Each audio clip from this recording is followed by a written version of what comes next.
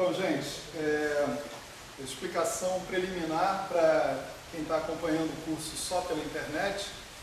Essa aula está sendo dada um ano depois, né, da última aula que tem aí no site, no Professor Global.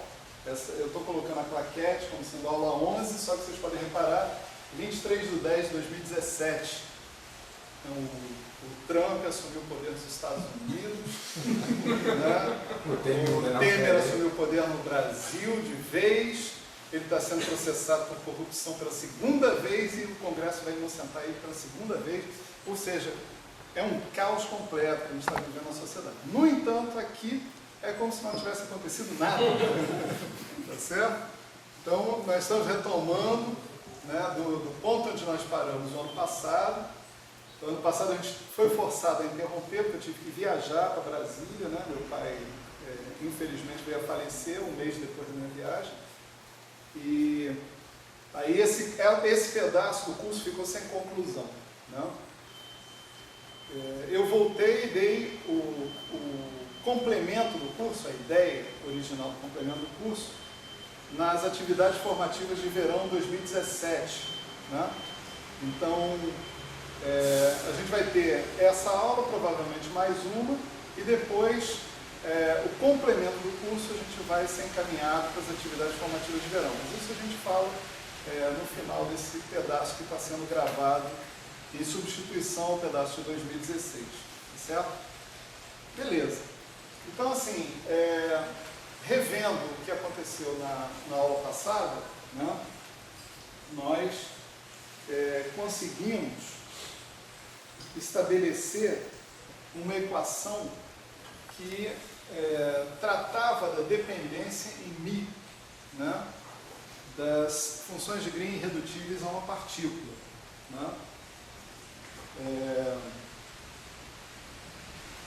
Essa dependência em μ, ela ocorria porque a gente, de maneira intrínseca ao procedimento de normalização, a gente precisa sempre fixar a parte finita, né, das constantes de normalização, das amplitudes, etc. e tal. E fixar a parte finita, em geral, é feito através de condições de renormalização, né? Não adianta você pensar que você está trabalhando com MS ou com MS barra e você já fixou a parte finita. Eu fixei a parte finita, estou em MS barra, eu subtraio um pedaço padrão, que é o polo só, ou o polo mais ln de 4π menos gama, e a parte finita está fixada. Está fixada, mas sobra um parâmetro ni, né, que você introduziu para tornar a sua constante de acoplamento adimensional. Então, mesmo no MS barra, se você não quer fixar a parte finita, ou se você acha que você fixou a parte finita, ainda tem um parâmetro ambíguo aparecendo por lá. Em outros esquemas de renormalização, a fixação da parte finita costuma ser feita através do estabelecimento de condições de renormalização, que são condições que você impõe consistentes com o nível de árvore da sua teoria, satisfeitas pelas funções 1πi. Como você tem que impor essas condições para certos valores dos momenta, né, dos quais as suas funções 1πi dependem, então as suas constantes de renormalização acabam dependendo desses valores específicos dos momentos que você está fixando e, portanto, dependendo de uma escala de massa. Tá certo? Então é inescapável que você tenha uma dependência numa escala de massa e essa dependência nessa escala de massa, de certa maneira, parametriza as ambiguidades em relação às partes finitas que vão sobrar da sua teoria depois que você tirar a singularidade. Tá certo? Então, a gente foi capaz de escrever uma equação, né,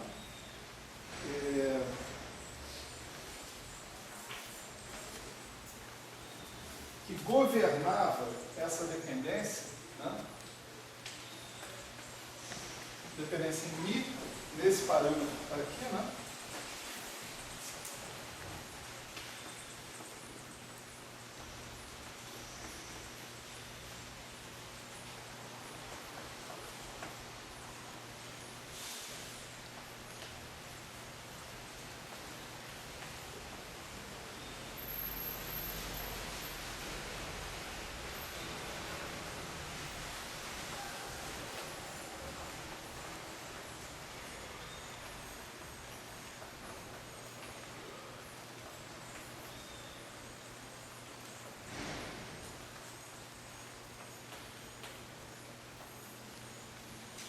Esse longo operador atuava sobre uma função renormalizada, irredutível a uma partícula de n pontos, né?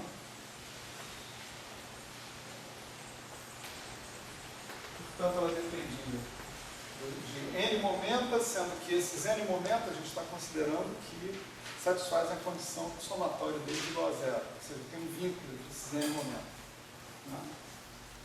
Eles dependem também de alfa, de A, do MA e do Mi, e que seja igual a zero. Algumas definições, né, só para a gente relembrar, esse beta de alfa, né, era definido através dessa equação aqui. Esses alfa A, NA, né, ou XA, que a gente já vai redefinir, né, são sempre constantes renormalizadas, e, portanto, implicitamente dependem desse parâmetro μ que está aparecendo aí. Essas quantidades, em princípio, são finitas, portanto, essas funções beta, você espera que sejam finitas também, certo? O que nós chamamos de alfa é G I elevado a epsilon 2 sobre 4π, tá certo? Claro que aí epsilon já foi para zero, então, né, isso é a forma como nós introduzimos o alfa originalmente, né? O que nós chamamos de XA era MA sobre Mi, tá certo? E você pode observar o seguinte, que a lógica diz que você está tomando derivada em relação a alfa, de alfa de Mi. Derivada em relação a dA de Mi, né? Então, isso aqui vai ser dA de Mi, a gente já vai escrever, né? Então, aqui derivada em relação a MA, dMA de Mi, tá certo? A relação entre esses dois caras era essa aqui, né? Se você tiver XA definido como MA sobre Mi, né? Então, se você calcular D de XA vezes XA, né? Isso dá MA sobre Mi, D de XA, D de MA, de MA, de Mi.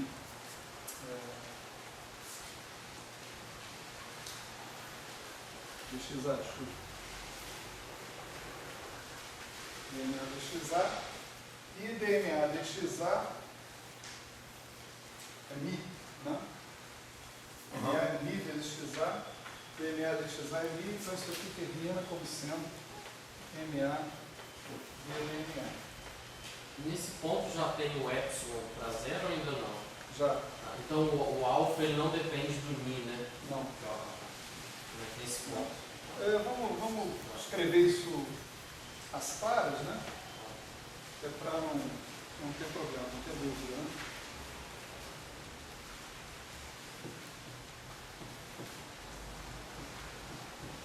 Esse sinal de menos que aparece aqui, ele é introduzido pela definição do gama A, né?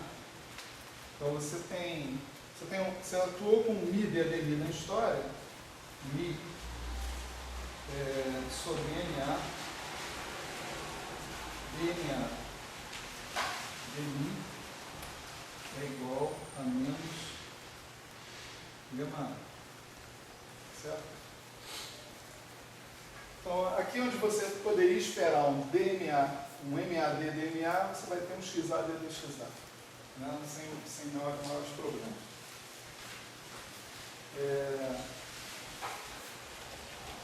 O que mais falta definir? A gente tem delta de alfa, né? Que é definido calculando a dependência do parâmetro de Gauge. Aqui a gente está simplificando, está colocando delta como função só de alfa, o beta como função só de alfa, etc., mas eles são função de alfa, de A e de XA, né? De XA principalmente, porque você vê que esses objetos aqui, esses betas, têm que ser adimensionais, né? Se o meu alfa é uma quantidade adimensional, eu estou tratando mi de mi, é uma derivada adimensional, então o que está aparecendo aqui tem que ser adimensional também. Assim as outras, né? Por exemplo, XA, d de XA, isso é adimensional, porque XA é uma variável que foi de propósito definida como adimensional. Então esse gama A que está aparecendo aqui, que está sendo definido dessa maneira, tem que ser adimensional também, né? Mesma coisa, um parâmetro de calibre, né? Ele é definido desse jeito. E a gente define 3 funções de gama.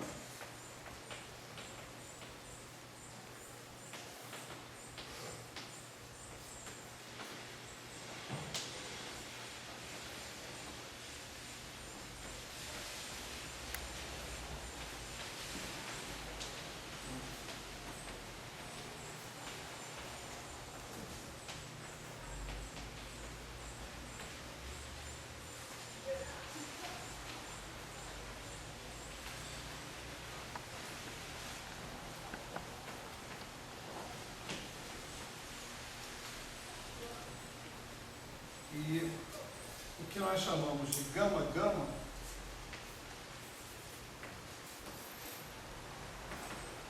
é menos 2 vezes isso, é a soma n mils, gama n mils, mais n gama f, mais n tio, gama tio. Certo?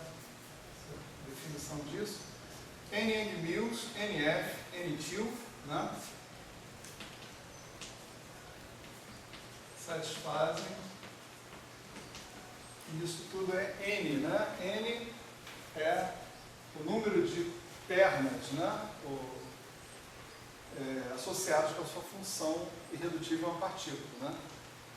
Então, ali, n mils é o número de pernas de gluons, né? O NF é o número de pernas de quarks, NT é o número de pernas de fantasmas, né? Que você pode colocar ali. Beleza.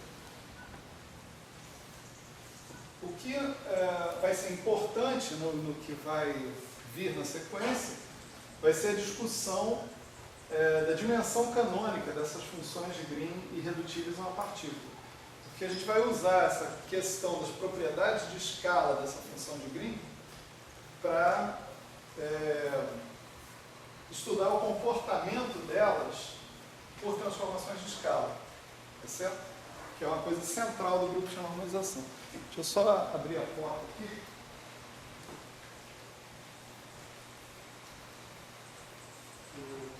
Sem ar-condicionado, eu preciso que o VAR circule.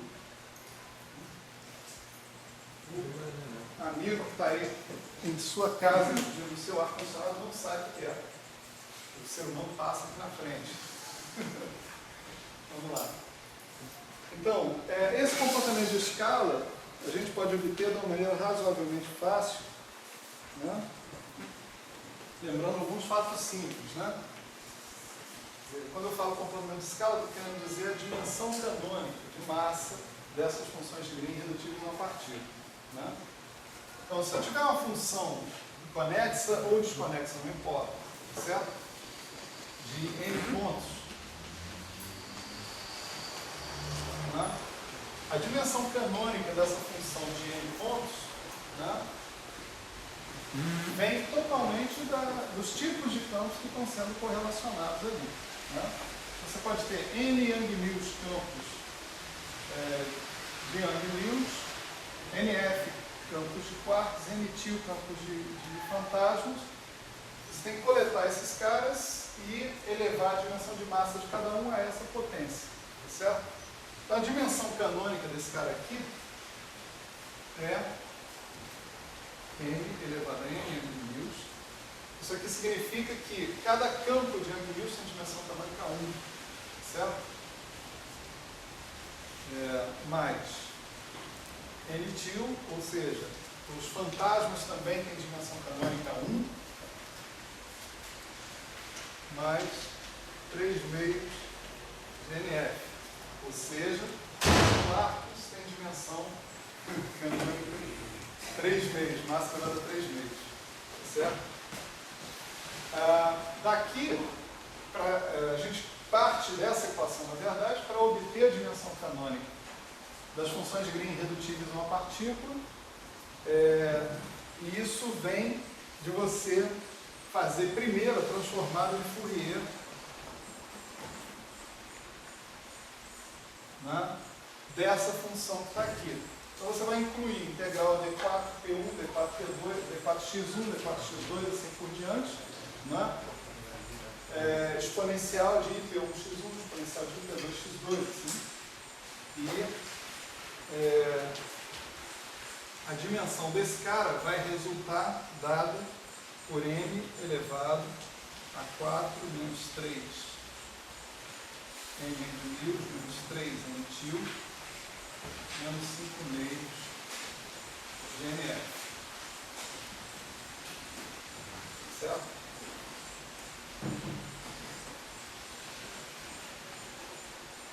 O próximo passo é você, esse 4 que está aparecendo aqui, corresponde a você descontar a função delta, né? Que é, vamos supor, a sua função de Green no espaço de momento, G de P1 Pn, está sendo vista como a delta de P1 mais Pn vezes o que eu chamei de G chapéu. Então, G chapéu já é a função de Green com os momentos satisfazendo o vínculo, né? Por exemplo, se fosse uma transformada de Fourier da função de 2 pontos, em geral é G de P1 e P2. O G chapéu vai ser um G de P, né? Ou G de P1 ou G de P2, né? Porque você já está usando que P1 é igual a menos P2. Certo? E para encontrar a dimensão canônica do gama,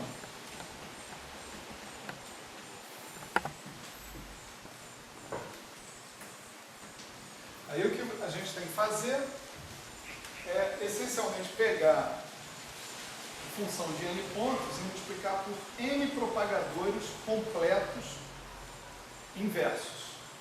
Tá certo? A gente sabe a dimensão do inverso do propagador, se a gente sabe a dimensão do propagador, sabe a dimensão do inverso do propagador, multiplica pela fórmula que está ali acima, né? E encontra que a dimensão desses caras vai ser m elevado a 4 menos n meios menos n til menos 3 meios GNF, que é o que nós chamamos de d gama, dimensão canônica da função de n pontos no PI. Certo?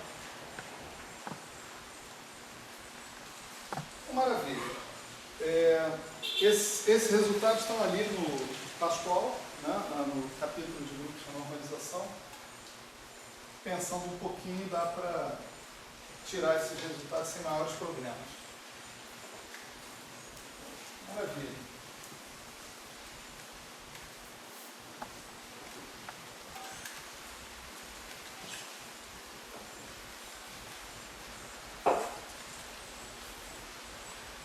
Então, a partir daí, vamos começar a discutir o que a gente pode imaginar que seja o comportamento das funções 1πi sobre escala, certo? Sobre uma transformação de escala.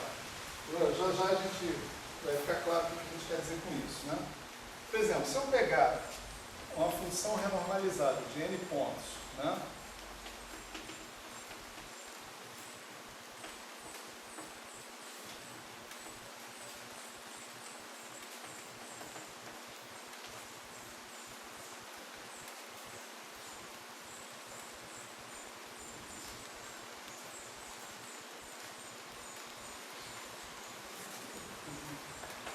E resolver explicitar a dependência em mi dessa função, tá certo?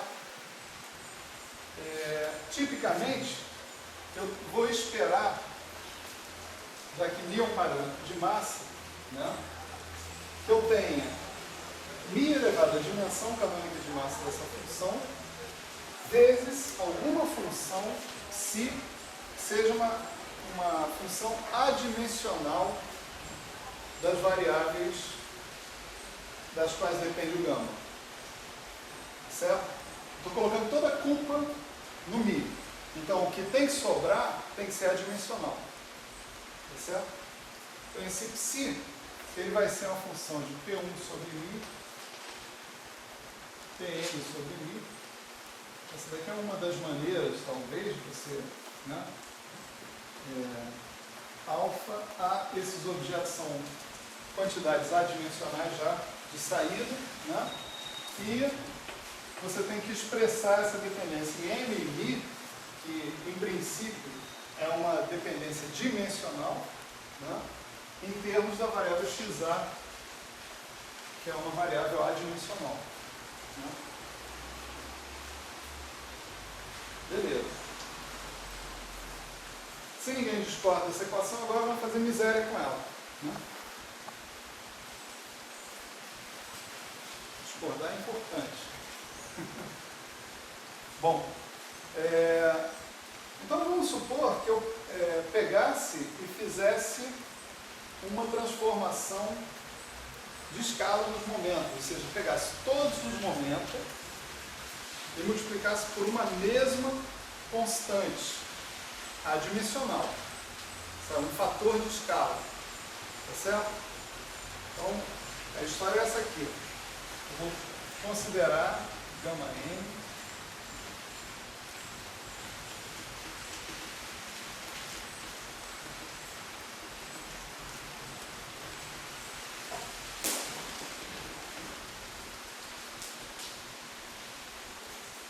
Bom, o fato de eu ter pegado os momentos e multiplicado por uma constante adimensional não muda em nada essa análise que eu fiz aqui.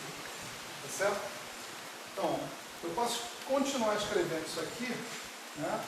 Agora sim, como psi elevado a d gama, mi elevado a d gama, mi sobre psi elevado a d gama. Então você vê que esse psi elevado a d gama, mi sobre psi elevado a d gama é só para constar, né? E eu devo ter uma função psi, né, de P1 mi sobre psi, Pn mi sobre psi, também é absolutamente trivial, porque esse psi está em cima, né? Psi não sei o quê, né? Alfa está pouco se lixando, A está pouco se lixando e o XA também está pouco se lixando. Tá certo? Por essa situação. Desculpa, qual é a justificativa para você introduzir o psi mesmo? É só porque você pode, porque você quer, né? Eu quero estudar o comportamento das funções 1PI por transformações de escala. E isso aqui foi o que eu defini como uma transformação de escala. Beleza.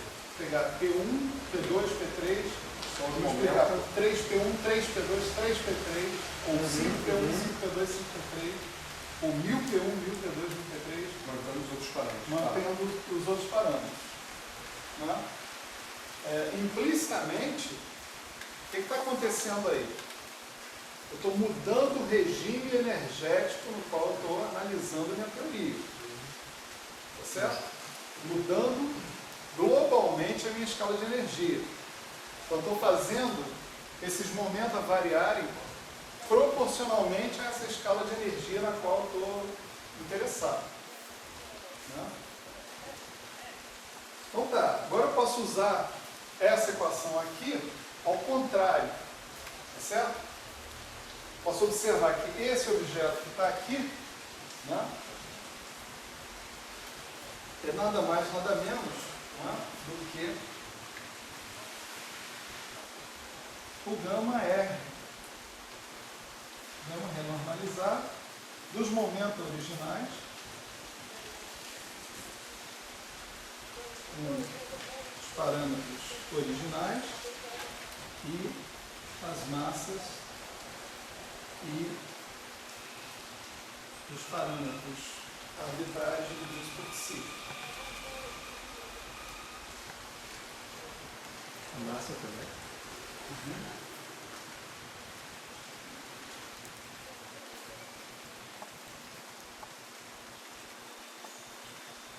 Em princípio, olha só, o que eu deveria ter aqui deveria ser Mi sobre Mi, MA sobre Mi, Xi não, Mi sobre Mi, é igual a 1, provavelmente, né? Tá? Porque eu escalonei o cara com Mi. Então, estou resumindo essa situação, dizendo que esse aqui é o XA, e esse aqui é 1, que eu não coloco explicitamente a dependência dele ali. Mas, se eu faço um reescalonamento, tá certo? Nesses caras que estão aqui, eu tenho que fazer esse reescalonamento nos parâmetros dimensionais da minha teoria também, todos eles. Tá certo? Então, isso aqui é o que está sobrando, né? Eu tenho XA, mas implicitamente o que eu tenho aqui era XA e 1. Né? Certo? Algo assim.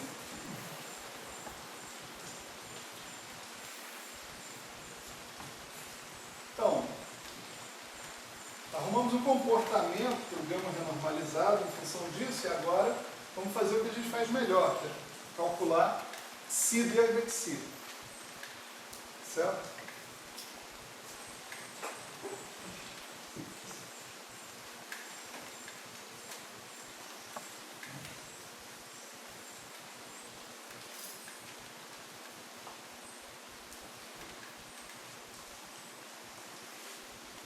Essa chuva é por causa da derrota do Flamengo.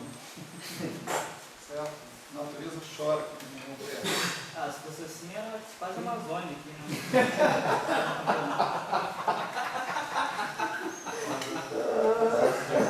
Eternizado.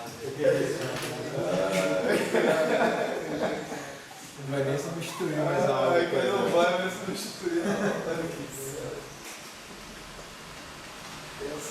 Eu estou pensando melhor, cara. Eu acho que é melhor a gente não substituir a aula.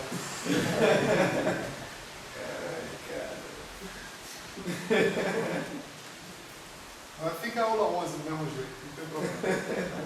Porque eu acho que a explicação sobre a questão da dimensão canônica ficou melhor na aula passada. Foi com mais detalhe e tal. Deixa as duas, pô. Aí essa daqui fica como resumo. Aula extra, aula extra. Resumo, né? E aí bota essa além, né? Com a devida explicação aí que está colocada lá, né? Você viu o efeito de uma sacanagem que relação ao Flamengo, né, cara? O Imediatamente. cara vai ter que agora que assistir a aula até esse ponto para entender isso. Então, Ddxi, se Ddxi do gama renormalizado, se aplica desse lado e aplica desse lado também. Né? Você vai ter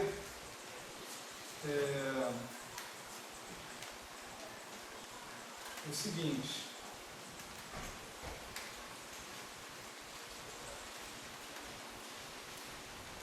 Você vai ter D gama, né? E quando você aplicar Xi Ddxi no Xi elevado a D gama, né? Vai cair um D gama, Xi elevado a D gama menos 1, o Xi vai recompor o Xi D gama vezes esse cara, recompõe tudo. Né? Vai ser um D gama menos um Mi D de Mi menos somatório em A, XA, D de XA.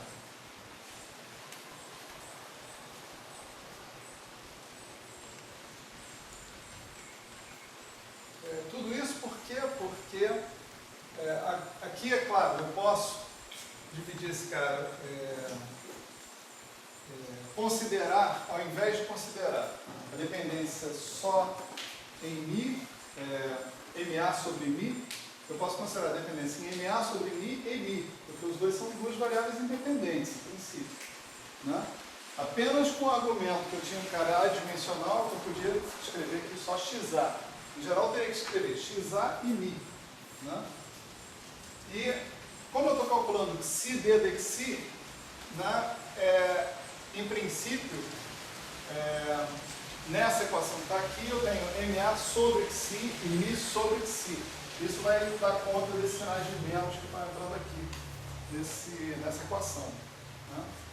Quer dizer, a lógica ali vai ser Xi D de Xi aplicado no termo Xi elevado a D gama. Estou apontando para lá e todo mundo está filmando.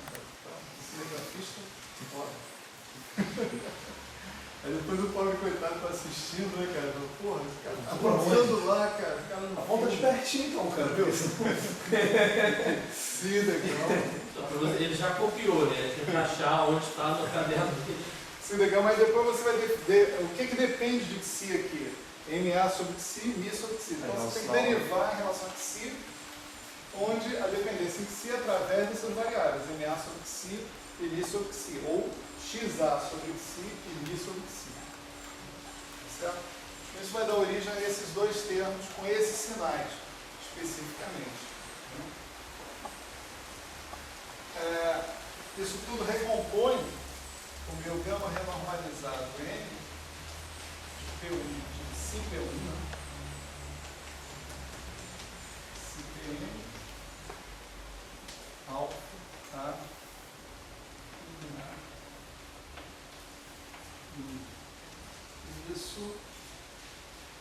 Isso é um lado da equação e o outro lado da equação. Né? Agora você pode passar tudo para o mesmo lado da equação, você vai obter uma equação diferencial. Isso aqui é igual a zero. Né? Certo?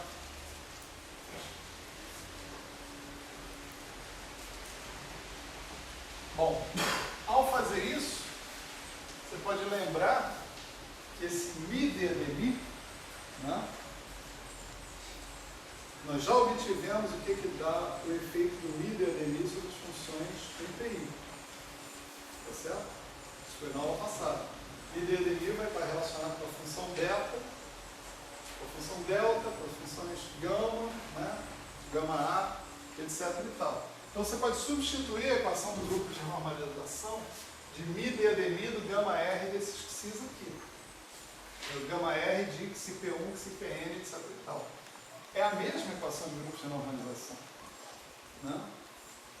A equação do grupo de normalização está ligada à dependência em Mi. Ela não está ligada exatamente na dependência de escala dos X's. Tá certo? Então você pode substituir a equação do grupo de normalização para Mi D de Mi, que está aqui, e passar tudo para o outro lado. Né? Você vai obter isso aqui, então. Xi D de Xi. Por isso você fez uma conexão dos escalar os P's, né? E o Mi, né? Então, de alguma maneira, o Mi está. Então, realmente, aqui dá para ver que o Mi está direcionado com a escala de energia total. A gente está eliminando o Mi da equação. Eu estou querendo dizer com isso o seguinte, que as mudanças que implicitamente seriam provocadas por variações do Mi, né, vão ser absorvidas nas variações do Xi. Então, implicitamente também vai estar supondo que suas constantes de acoplamento, seus betas, suas constantes de acoplamento, seus parâmetros de gauge, suas massas, vão ser função desse Xi. Tá certo? Porque a dependência em Mi está conectada agora com a dependência do Xi. Quando você eliminou a dependência em Mi, todo o resto que está sobrando é dependência em Si.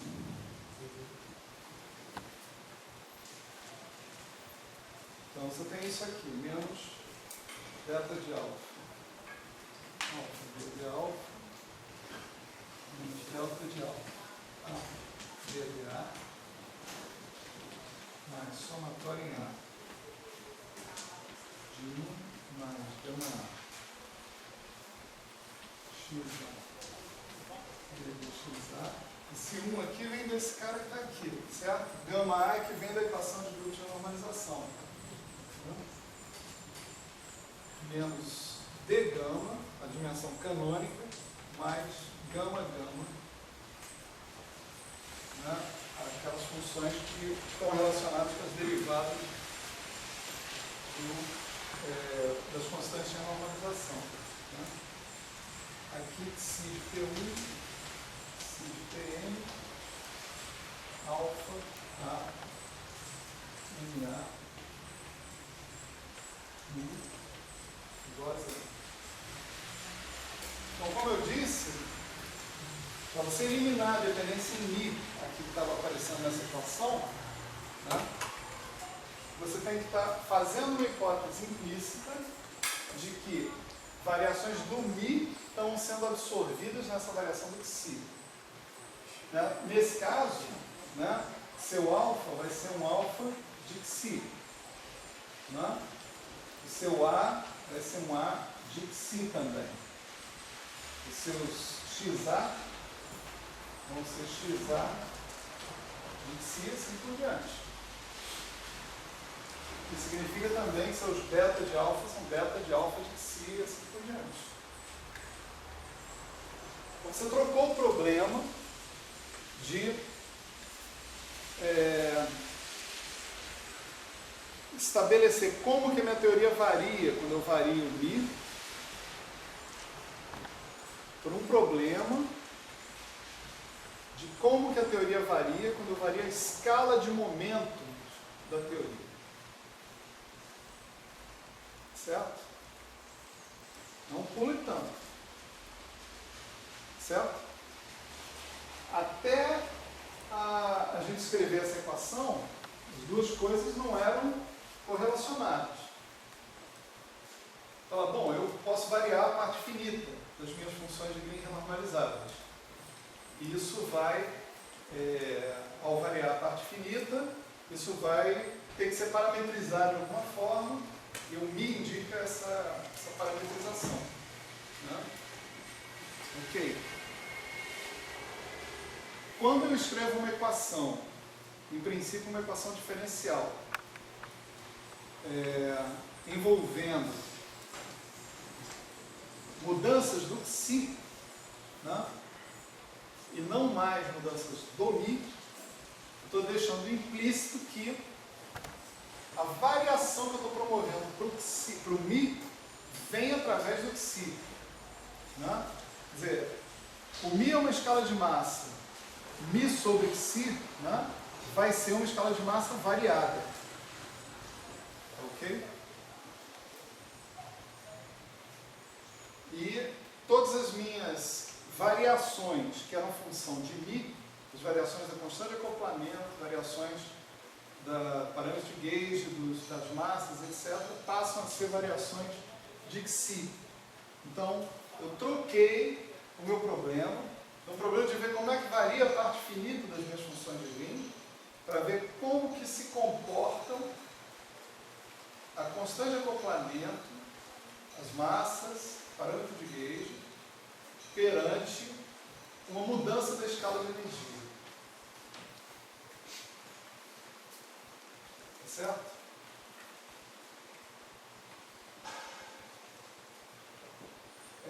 Isso é uma equação diferencial, né, que costuma ser resolvida por um método chamado método das características. Certo?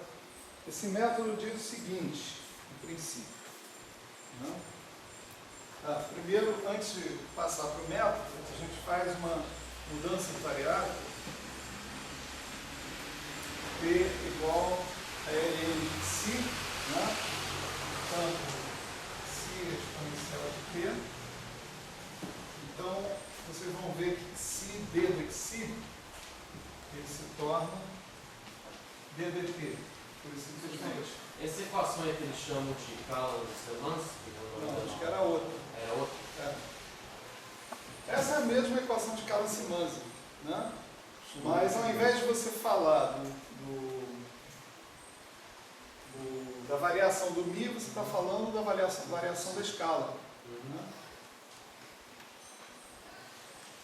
Então, com essa mudança de variáveis, isso aqui vira isso, você pode trocar o sinal de todo mundo aqui. Né? Eu não vou escrever a equação de novo, né? É só trocar o sinal globalmente de todo mundo. Né? E o tal método das características vai dizer o seguinte: você resolve primeiro essas equações aqui, ó. D alfa barra de T a dt igual a alfa barra de T delta de alfa barra de T a barra de T x barra a de T, tá certo?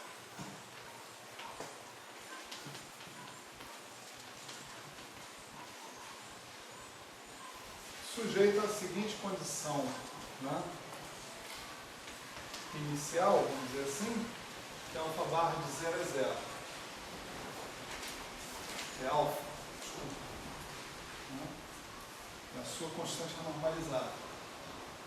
Mesma coisa para o dAdt, você vai chamar o A de A barra de T, solução dessa equação,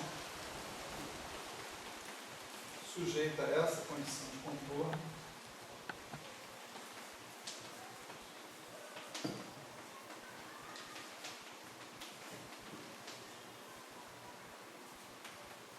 Certo? Não sei se eu estou me fazendo claro aqui, né? Essas equações, beta, que envolvem o beta, deixa eu escrever a última, né? E depois eu faço esse comentário. X barra A de T. Eram equações indeterminadas, na verdade. Elas eram equações que definiam, né? Essas equações definiam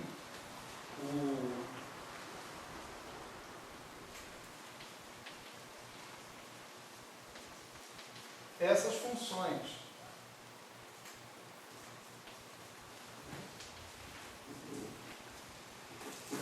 Na abordagem inicial. Então aqui a gente tem a barra de 0 igual a A e xa barra de 0 igual a xa. Né? Essas equações que estavam aqui, elas eram as definições do beta, do delta e do gama. Agora não. A diferença agora. Eu vou supor que eu calculei essas funções, eu calculei beta, que eu calculei delta, que eu calculei gama,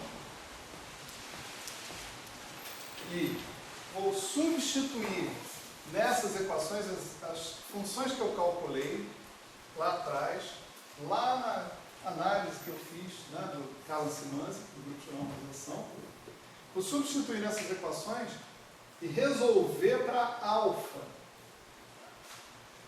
Eu vou tratar isso como uma equação diferencial para alfa.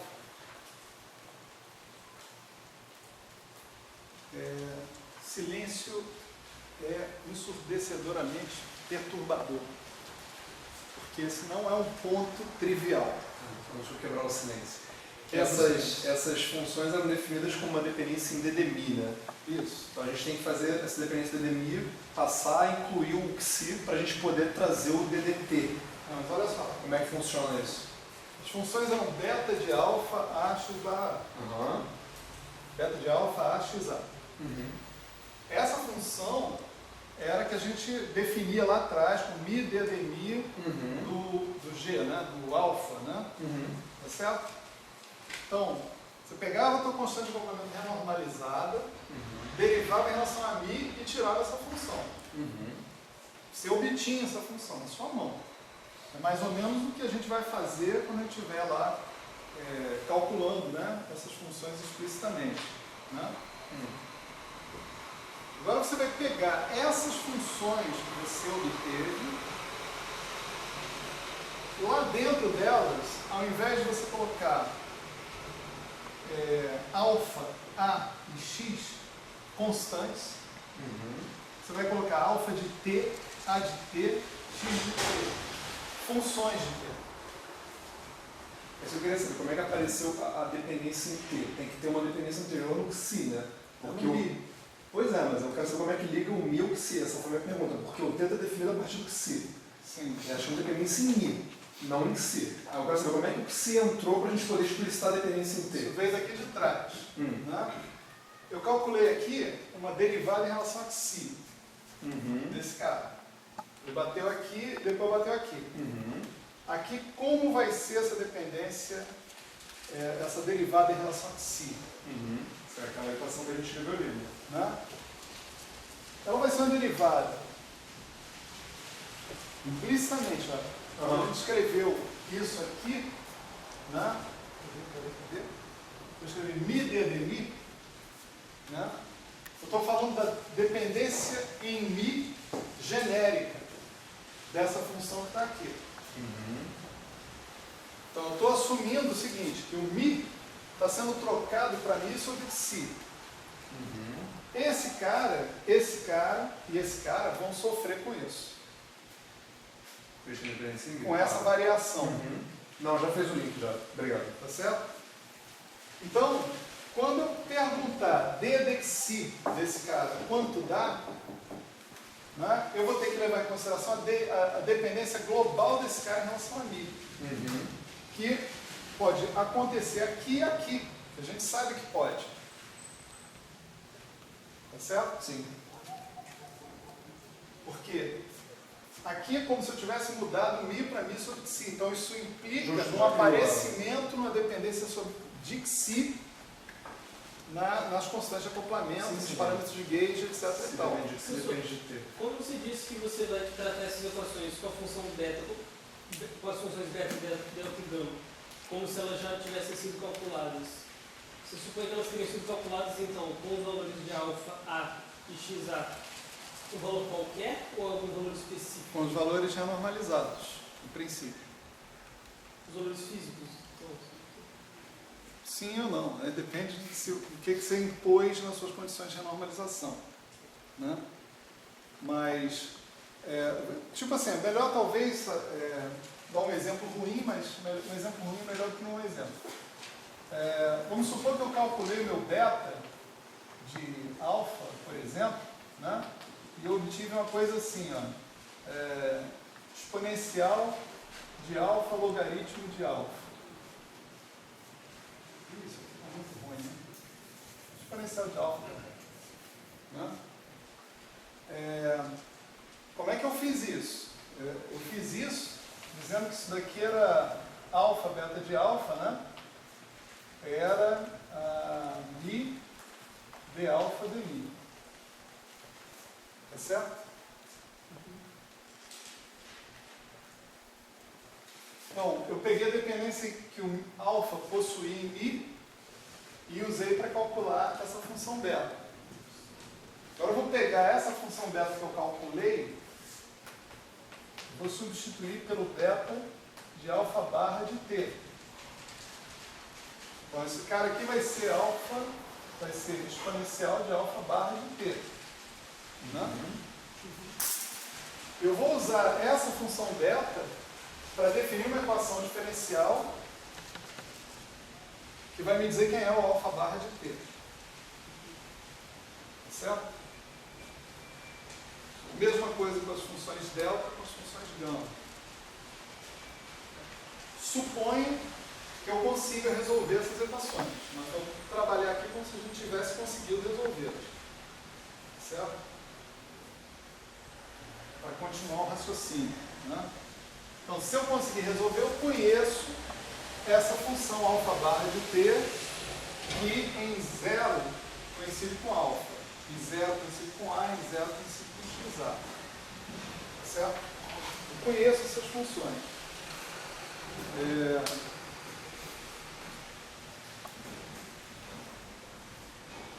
Aí como é que eu prossigo? Eu vou simplificar um pouco a discussão, esquecendo a dependência em A e em xa. dessa história, certo? E, sei lá, chamando isso tudo que está aqui um grande coeficiente, tá certo? Colocar essa dependência em A e XA ali não vai alterar em nada, como vocês vão ver no futuro, né? Então, a gente vai considerar que a equação que a gente está querendo resolver vai ser essa daqui, menos DDT. Esse menos que está aqui vem de eu ter multiplicado a equação inteira por menos, tá? Mais beta de alfa, D de alfa, menos o que eu vou chamar de gama chapéu gama, de alfa, gama L, exponencial de T, TI, alfa, isso aqui é aquela equação comigo ignorando a parte do parâmetro de gauge e a parte das massas, tá certo? A estrutura da solução vai ser a mesma, como vocês vão ver, né? Então, tem um probleminha para resolver essa equação. A solução dela não é complicada, repito, se você conhece a função alfa de t, tá certo?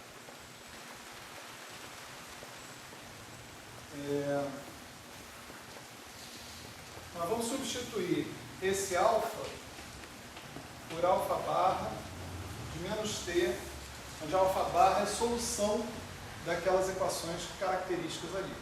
Gama chapéu é o quê, né? É, o D gama saiu por é o quê? quê, né? Gama chapéu é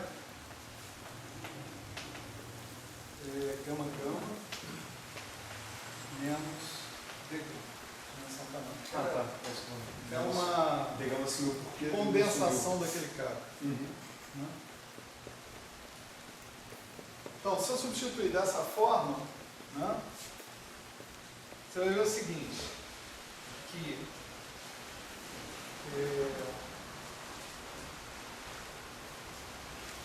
alfa barra de menos t vai satisfazer essa equação que está aqui com sinal de menos, porque você está derivando em relação a menos t, em princípio. Né? E isso vai transformar a nossa equação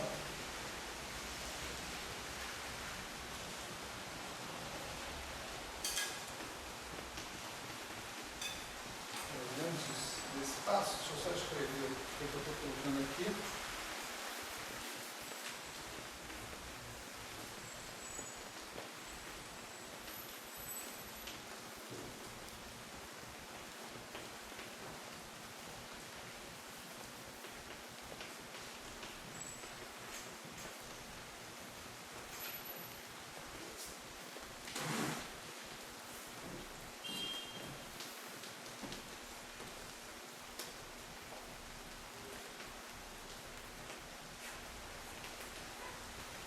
E aí, a gente vai usar que esse cara que está aqui, né, é menos d alfa barra de menos t dt.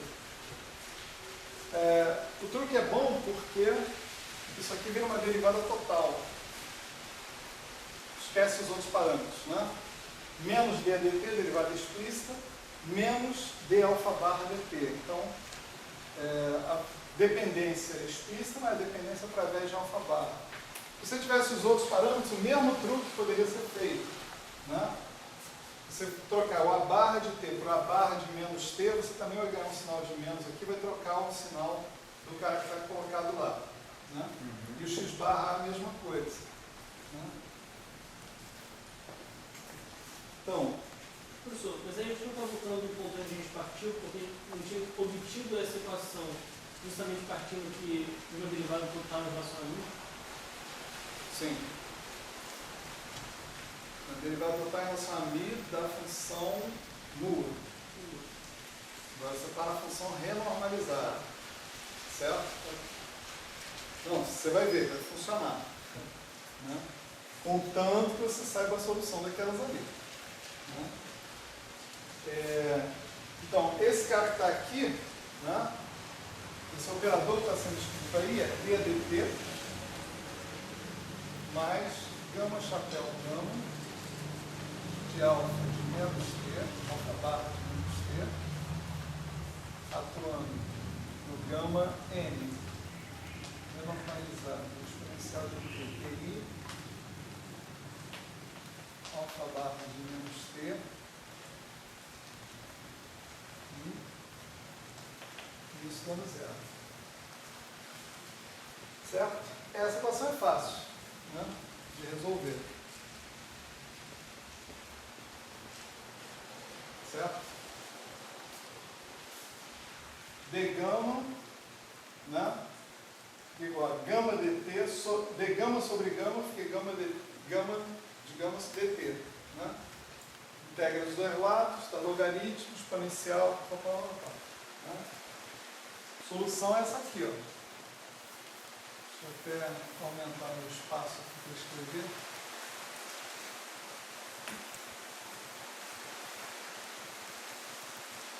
Vai ser isso aqui, gama renormalizada. Exponencial de TI, alfa barra menos t i igual ao gama renormalizado de TI, está integrando entre 0 e t, né? T igual a 0, isso vai ser 0, né? Aqui você vai ter o alfa, que é a constante de complemento de t igual a 0, e vezes a exponencial de menos a integral de menos t até 0, dq', gama chapéu gama, de alfa barra de t',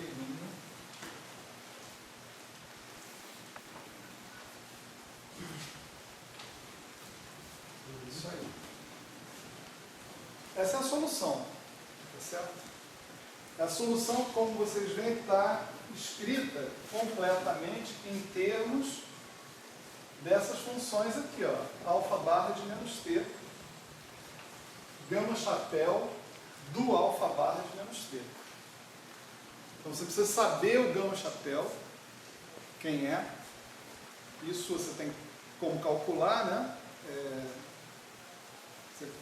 A gente já, supostamente, a gente é capaz de fazer essa conta, né? Envolvendo a derivada das constantes de normalização em relação a mi, né? Uhum. Isso vai depender de alfa, no lugar de alfa você bota alfa barra. Você pode generalizar isso e botar também a dependência no parâmetro de gauge e a dependência no outro. Qual é a modificação da equação que vai fazer? Só que a sua derivada total, que a gente vai colocar aqui, menos ddt, menos d alfa barra dt, vai incluir mais dois termos, então menos dA dt e menos menos dDA, dA dt, menos d dxa dt. Certo? No final, tudo se resume a você ampliar a dependência desses caras para incluir a barra de menos t, xa barra de menos t, sujeitos às condições, né, que estão dadas ali. Alfa barra de 0 é alfa, a barra de 0 é a, x barra de 0 é xa. Então vamos empregar uma notação aqui, que é uma notação conveniente para a análise que a gente vai fazer agora. É a seguinte, esse alfa barra de menos t, a gente vai indicar explicitamente que ele depende do alfa de 0, certo? O alfa barra de 0 que é alfa, certo? Mesma coisa seria com o a barra de menos t, com o x barra de menos t, etc. e tal. Vai dizer qual é a condição de contorno que eles estão, a condição inicial que eles estão obedecendo. Fingindo que esse T aí é tempo, não é tempo, não tem nada a ver com tempo, certo? Ele é né? Cadê? Sumiu daí. Ah, está ali. Né? Ele está relacionado com a escala dos momentos, não está relacionado com tempo nenhum. Mas Tem uma coisa que alfa barra depende de t é o log de se t igual a zero.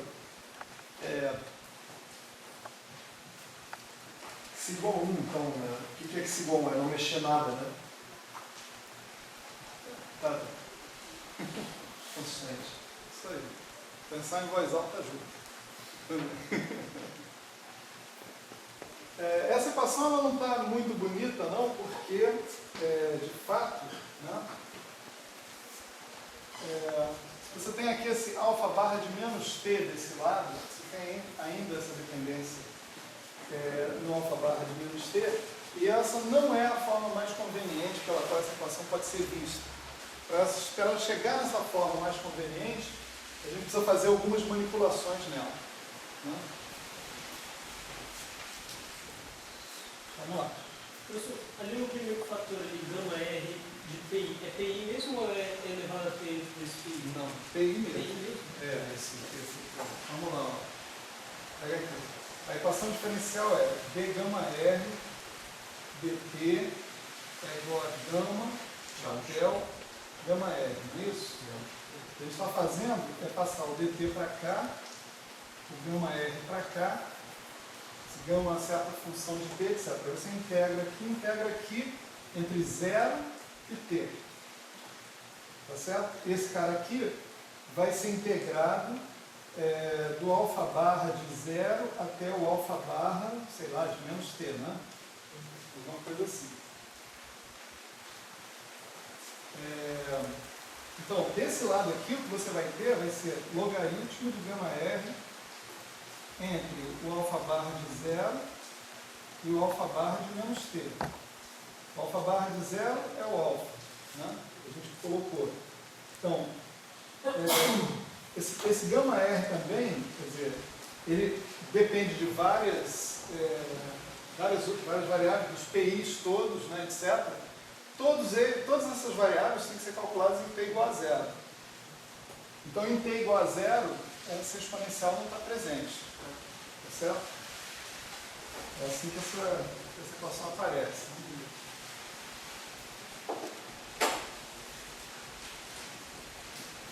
Bom, então olha só.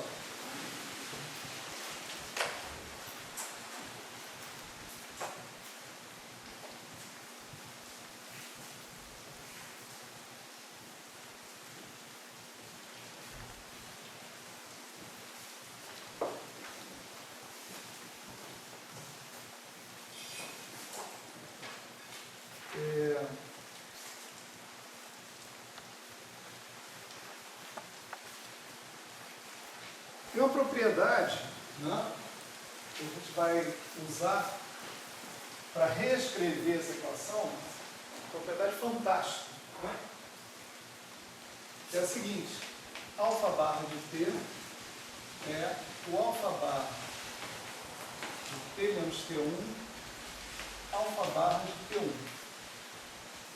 Certo? Essa propriedade quer dizer o seguinte, essencialmente, né? Quer dizer que se você fizer uma translação no seu parâmetro, que caracteriza a sua curva, vamos supor, isso aí é uma curva parametrizada por um parâmetro t. Ela é definida por uma certa condição inicial, t igual a 0. Você faz uma translação no seu parâmetro, você não muda a curva, né? Ou seja, a curva... mudei a curva, né? Não. Praticamente. Esse aqui é o alfa de 0, esse aqui é o alfa de T1. Você vai obter a mesma curva se você tiver a mesma equação diferencial sujeita a uma condição de contorno ao longo de outro ponto da curva. Mas da mesma curva. Tá certo? Você pode ver isso mais ou menos fácil dizendo o seguinte: o alfa barra satisfaz essa equação aqui. Delta barra de t dt é uma certa f, tem a ver com a função beta e tal, só para a gente não ficar escrevendo tudo, de alfa barra de t com alfa barra de 0 igual a alfa. Se você pegar o alfa barra de t menos t1, tá certo? E calcular d dt desse cara, isso é a mesma coisa que d a dt menos T1 do alfa barra de T menos T1. Isso vai ser o f de alfa barra de T menos T1. Certo? A condição inicial desse cara, né, vai ser alfa barra de T1. Certo? Nessa parametrização coincide com alfa de 0. Certo?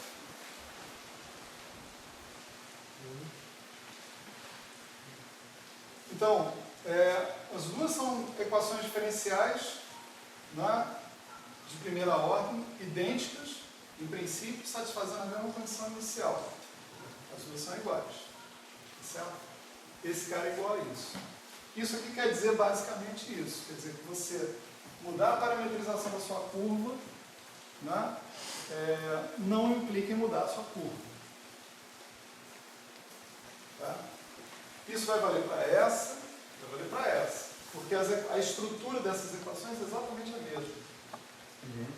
Então, esse, entre aspas, esse truque, né, não é válido só para as manipulações com alfa barra. Né? Válido para as outras também. E aí você faz o seguinte, aí você vai usar e abusar dessa condição que está aqui. Né? Você vai supor T igual a T2. Certo? Então, certo T igual a T2, você sabe que o alfa barra de T2 é o que nós chamamos de alfa barra de T2 alfa. Né? Alfa sendo a condição de contorno desse cara. Né? Desculpe, alfa barra de 0 é igual a alfa. Né? Por outro lado, o mesmo alfa barra de T2 pode ser escrito desse jeito, né? Como alfa barra de T2 menos T1, alfa barra de T1. Tá certo? Agora você pode pegar essa equação que está aqui, essa, e particularizar para T2 igual a 0 e T1 igual a T. Então, o que vai aparecer aqui? Vai aparecer alfa barra de 0, alfa, é o que aparece daqui. Isso é o alfa. Isso é igual ao alfa barra de 0 menos T, aqui, só relembrando, né? T2 igual a 0, T1 igual a T. Né? Então, isso fica alfa barra de menos T, alfa barra de T. De T, exatamente. Alfa barra de 0, né? Ah, não, desculpe. É o T2 que Então, isso te deu um jeito de você escrever o teu alfa em termos do alfa barra de T, de alguma maneira. Você diz o seguinte, olha, se eu reverter a minha parametrização, e usar um ponto de partida que é o alfa barra de T, e reverter a parametrização para menos T, eu termino no ponto original. É como se eu agora botasse na minha parametrização essa e voltasse para cá. Certo? E é essa equação que a gente vai utilizar na solução que está aparecendo ali. Então, lá na solução, a gente vai ter o seguinte: gama renormalizada N exponencial de T, TI, alfa barra de menos T,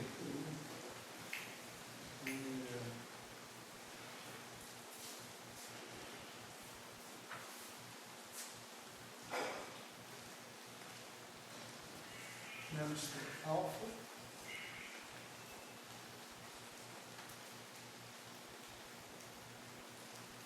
desculpa, tem mais uma coisa. Né? Eu vou chegar nessa equação e vou substituir o alfa, onde ele aparece implicitamente aqui. Ó. Aqui ele aparece, aqui ele aparece e aqui dentro ele aparece também. Certo? Eu vou te substituir o alfa por alfa barra de t. Então, aqui eu tenho alfa barra de menos t, alfa de t. Certo? Eu vou fazer isso na equação inteira, eu tenho direito de fazer isso, não tem problema. Né? Alfa barra de menos t, alfa de t. E isso aqui vai ser o gama renormalizado. N, os PIs. Aqui vai ficar alfa barra de t. I. Certo? Eu tinha alfa. Ali é alfa de T ou é alfa barra de T? Onde? Aí dentro. Alfa barra. Alfa barra de t. E aqui, exponencial de menos integral de menos t até zero, dt', gama chapéu gama, de alfa barra de t', alfa barra de t. Então, onde eu tinha, né? Onde eu tinha alfa naquela equação que estava ali, na dependência implícita, tá? Alfa de menos t ou alfa de t, tanto faz, né? Se eu posso trocar t por menos t, vai ficar alfa de t aqui, né? Aqui eu tinha uma dependência implícita no alfa, aqui eu tinha o próprio alfa e aqui eu tinha uma dependência implícita no alfa, né? Em todos os três lugares eu estou substituindo esse alfa por um alfa de t. Alfa barra de t. Exatamente. Certo?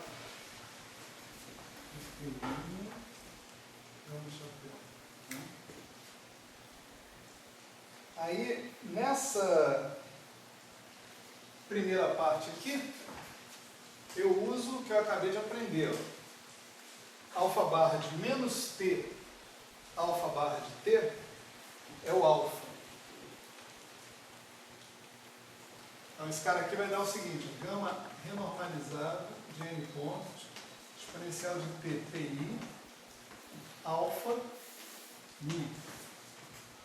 Mesma substituição, análoga, vem para o parâmetro de gauge e vem para os gama, os x-a's. Né? Desse lado da equação, portanto, ficam só os parâmetros renormalizados originais e a transformação de escala nos momentos. Essa é a forma mais conveniente dessa equação, vocês vão ver por quê. Tá? Do outro lado, aparece o quê? Gama renormalizada N, os PIs. Aqui aparece o alfa barra de T, tá bom que apareça. E aqui aparece o mi. Também vão aparecer parâmetro de gauge, a barra de T, solução dessa equação aqui, e x barra A de T, a solução dessa equação aqui. Ou seja, de um lado aparecem os parâmetros renormalizados originais, do outro lado vão aparecer os parâmetros no ponto T, que corresponde ao reescalonamento que eu fiz nos momentos. Tá certo? Mais essa exponencial aqui. Vamos ver como é que ela pode ser tratada. Né? Aqui eu tenho uma integral em dt', né? E vou fazer o seguinte. Eu vou trocar t'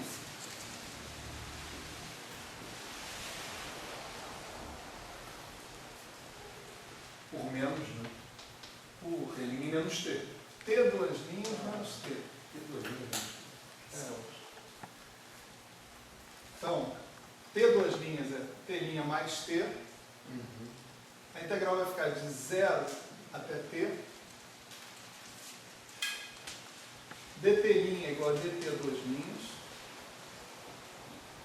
Vou ter o gama chapéu gama, função do alfa barra de t duas linhas menos t e alfa barra de t.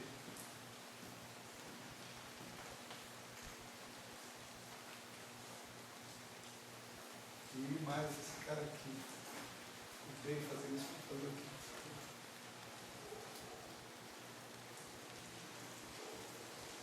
E agora, né, a gente se reporta a esse cara que está aqui, ó.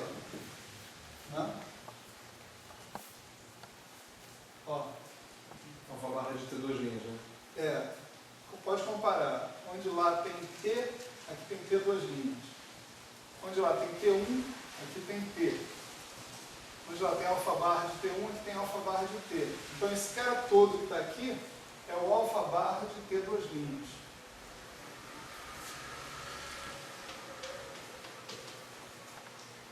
Certo?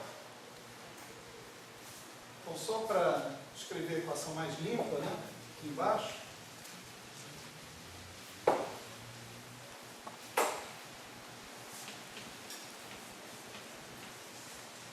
Gama renormalizada de n pontos